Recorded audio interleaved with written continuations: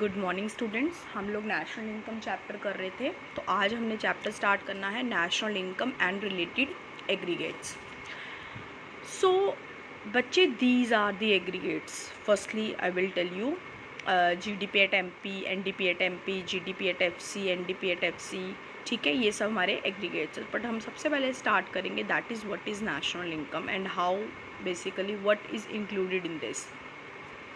National income means income which is earned in our economy. Like आपको मैंने पहले ही बताया था, जितना हम इकोनॉमी में प्रोडक्शन करते हैं, उस प्रोडक्शन से जो इनकम जनरेट होती है उसको हम नेशनल इनकम में मतलब प्लस करके इंक्लूड करते हैं। अब प्रोडक्शन में जो हमारे फैक्टर यूज़ होते हैं जैसे land, labour, capital and entrepreneur. तो firstly you need to understand that only the factor incomes are included in the national income and moreover incomes are included of the normal residents of the country। जो हमारे country के residents होते हैं उनकी sorry. अब बात आएगी कि मैम फैक्टर इनकम्स क्या होती हैं और नॉर्मल रेजिडेंट्स क्या होते हैं, क्योंकि इन दोनों की इनकम ही हमारी इकोनॉमी में ऐड होती है। और इनके अलावा फिर कौन सी इनकम होती है? Factor income. फैक्टर इनकम जो है, income generated for land, labour, capital और एंटरप्रेन्योर। हम लैंड यूज़ करते हैं, लैंड का रेंट दिया जाता है। कैपिटल यूज़ करते हैं, उसका इंटरेस्ट दिया जाता है।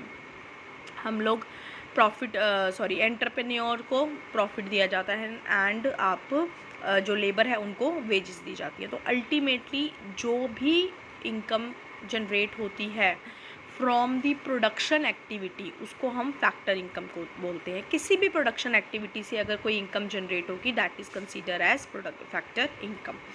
एंड ट्रांसफ़र इनकम मीन्स आपको इनकम अर्न हुई बट आपने कोई भी ऐसा प्रोडक्टिव एफर्ट नहीं किया। लाइक अगर आपको किसी ने गिफ्ट दे दिए, कोई चैरिटी कर दी, कोई ग्रांट मिल गई, तो that is not included as the factor income, क्योंकि वो इनकम ट्रांसफ़र हुई है।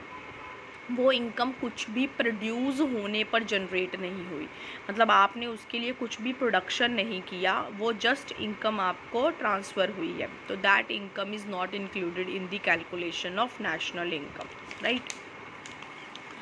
अब बात आती है, देखो इंक्लूड कौन कौन सी होती है, मैंने अभी बोल दिया, rent, interest, profits and your compensation of employees, that is your salaries. These are the factors in some which are included in the calculation of the national income, क्योंकि ये प्रोडक्शन में इंक्लूड होती हैं and the factor incomes are not included।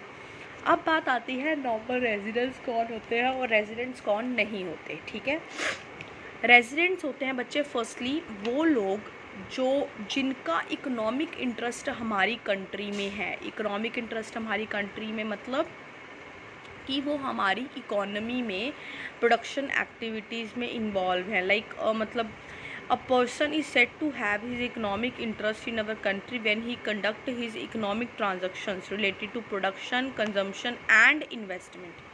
Production भी कर रहा है, consumption भी यहीं कर रहा है और इन्वेस्टमेंट भी कर रहा है in that country on a significant scale. ठीक है ना, प्रोडक्शन, कंजम्पशन और इन्वेस्टमेंट, ठीक है ना। अगर वो हमारी कंट्री में कर रहा है तो देन वी विल सेड कि that person has a economic interest in our country, कि हमारी कंट्री में उस पर्सन का इकोनॉमिक इंटरेस्ट है।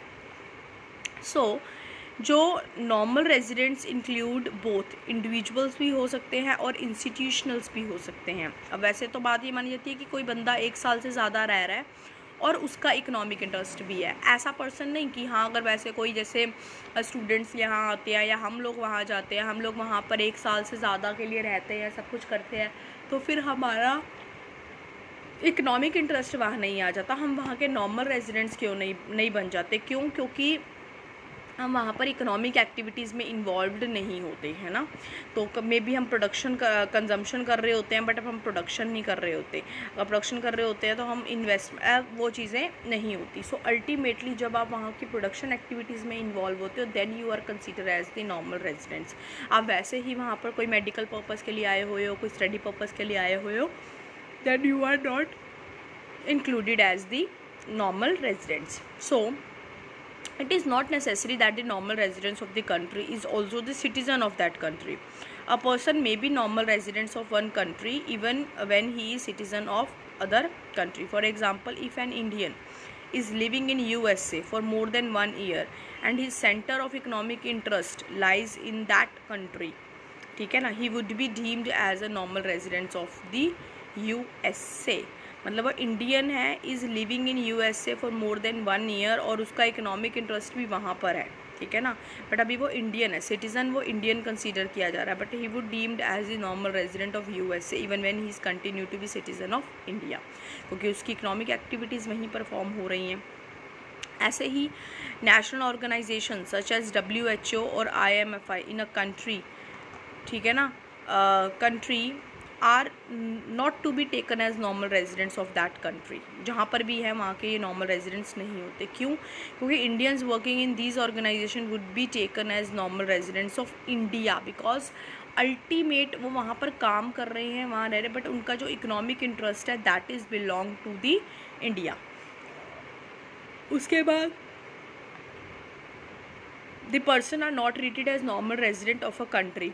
फॉरेनर विजिटर्स हो गए, ठीक है, आपके जो मेडिकल या स्पोर्ट्स पर्पस के लिए आते हैं, क्रू मेंबर्स हो गए, फॉरेन वेसल्स के लिए ट्रैवल, मतलब आपको अल्टीमेटली ये समझ आ गई होगी दीज, मतलब ये आपके नॉर्मल रेजिडेंट्स नहीं होते, ठीक है ना. तो जो इनकम है ओनली दी नॉर्मल रेजिडेंट्स की इनकम सी है जो हम इंक्लूड करते हैं. डू नॉट इंक्लूड, वो इंक्लूड नहीं होती ये फॉरेनर्स, ऑफिशियल्स, ठीक है, जो भी आते हैं फॉर सम पर्पस. तो ये डेफिनेशन है, आप ज़रूर इंक्लूड कर लेना. तो अब नेट में जो आपको मेन अंडरस्टैंड करने की ज़रूरत है यही, the person who is living in a country for more than 1 year and most importantly having the economic interest in that country like production, consumption and investment activities are performed by that person in that particular organization or that particular country is considered as normal residents of that country. अब बात आती है concept of domestic and national concept of the income. बच्चे, domestic income होती है that produce in the domestic territory. Domestic territory means आपके India की boundary के अंदर उसको बोलते हैं डोमेस्टिक टेरिटरी, इंडिया की बाउंड्री के अंदर. And national income is that which is produce outer the in domestic territory, मतलब इंडिया से बाहर प्रोड्यूस हो रही है और देशों में, बट वो जो प्रोड्यूस कर रहे हैं that produced by the normal residents of our country. तो वो इनकम हम अपने में ऐड करवाते हैं जब, then it is consider as national income. I will repeat, जो इनकम प्रोड्यूस होती है आपके इंडिया की बाउंड्री के under that is consider as domestic income that is produce in domestic territory. It doesn't matter कि वो नॉर्मल रेजिडेंट कर रहे हैं या नॉन रेजिडेंट कर रहे हैं, जो भी इनकम कर रहे हैं चाहे दोनों मिलकर ही कर रहे हैं, बट अगर डोमेस्टिक टेरिटरी के अंदर हो रही है तो वो डोमेस्टिक इनकम कहलाएगी. एंड अगर कोई इनकम है जो प्रोड्यूस हो रही है बट डोमेस्टिक टेरिटरी में नहीं, अपनी डोमेस्टिकली बाहर मतलब आउटर में भी नेशनल लेवल पे प्रोड्यूस हो रही है, ठीक है ना, but by the normal residents हो रही है, हमारे इंडिया के रेजिडेंट्स हैं पर वो इंडिया से बाहर निकल कर उन्होंने इनकम प्रोड्यूस करी है, ठीक है ना, तो उस इनकम को हम अपने ही इनकम में इंक्लूड करते हैं इंडिया की. बट जब हम इंक्लूड करते हैं then that concept is considered as national concept. अब है डोमेस्टिक टेरिटरी, वही economic territory is geographical territory administered by the government within the person goods and capital circulate freely, है ना. जो आप हमारा डोमेस्टिक जो बॉर्डर होता है उसको बोलते हैं हम डोमेस्टिक टेरिटरी, ठीक है. अब उसके बाद आपको यहाँ पे अंडरस्टैंड करने की ज़रूरत है that is the convergent of domestic income into the national income. तो यहाँ पर एक कंसेप्ट आता है हमारा net factor income from abroad. ये देखो कन्वर्जेंट, ये हमारी डोमेस्टिक इनकम है. जो इनकम आपको पेपर में ऐसे दिया होगा कि this is my domestic income, जो हमारे इंडिया में प्रोड्यूस होती है. जब इंडिया में प्रोड्यूस हुई इनकम में हम ऐड कर देते हैं factor income earned by our residents from the rest of the world, की जो हमारी इनकम अर्न करे हैं हमारे रेजिडेंट्स ने बाहर कंट्री में, उसको हमने ऐड कर दिया. और जो फैक्टर इनकम अर्न करी है नॉन रेजिडेंट्स ने हमारी कंट्री में हमने वो माइनस कर दी क्योंकि वो हमारी नहीं है, तो उसको माइनस करके बाहर वाली इनकम जो प्रोड्यूस हुई है हमारे रेजिडेंट्स के थ्रू उनको प्लस करके हम जब निकलते हैं तो हम डोमेस्टिक इनकम से कहाँ पहुँच जाते हैं, नेशनल इनकम पे। ठीक है, इस चीज़ को बच्चे बोला जाता है ये net factor income from abroad, जिसको हम बोलते हैं निफा, net factor income from abroad. तो एक फार्मूला आपका बना, ये फर्स्ट फार्मूला, मैं वैसे फार्मूले अलग से भी लिखवा दूंगी आपको, कि डोमेस्टिक इनकम में जब हम net factor income from abroad plus करते हैं तो हमारी क्या बन जाती है, national income. This is your first convergent. और net factor income from abroad क्या है कि जो इनकम हमारे हमारे रेजिडेंट्स ने अर्न करी है रेस्ट ऑफ द वर्ल्ड में, वो हमने ले ली उनसे वापस प्लस, और जो नॉन रेजिडेंट्स ने अर्न करी है हमारी कंट्री में डोमेस्टिक टेरिटरी में, वो हमने, पर वो हमारी नहीं है क्योंकि वो नॉन रेजिडेंट्स ने करी है, तो वो हमने माइनस कर दी। तो हमारे पास क्या आ गई, हमारी नेशनल इनकम। और इस चीज़ को बोला जाता है net factor income from abroad. ठीक है, तो this is your first conversion कि अगर आपने डोमेस्टिक इनकम से नेशनल में जाना है और नेशनल से अगर डोमेस्टिक में आना है तो इस चीज़ को क्या कर देंगे, माइनस। ठीक है, इसको मैं अलग से भी फॉर्मूले करवाऊंगी। अब बात आती है आपकी domestic income means domestic product party होती है। अब बात आती है ग्रॉस एंड नेट की। ये ग्रॉस और नेट कंसेप्ट मैं आपको पहले भी बता चुकी हूँ। ग्रॉस मतलब होता है होल वैल्यू फिगर्ड, तो और ग्रॉस होता है होल वैल्यू फिगर्ड, और जो आपका नेट होता है, ठीक है, वो आपका होता है मतलब एग्जैक्ट वैल्यू। तो ग्रॉस डोमेस्टिक प्रोडक्ट में से अगर आप डेप्रिसिएशन को माइनस कर देते हो, ठीक है ना, ग्रॉस डोमेस्टिक प्रोडक्ट आपके होते हैं जीडीपी, या आपकी ग्रॉस वैल्यू है, अगर आपने उसमें से डेप्रिसिएशन को माइनस कर दिया, जो भी उसका वियर एंड टियर हुआ, तो वो आपकी कन्वर्ट बन के क्या बन जाती है, नेट डोमेस्टिक इनकम। वो ग्रॉस से आप कहाँ चले जाते हो, नेट में।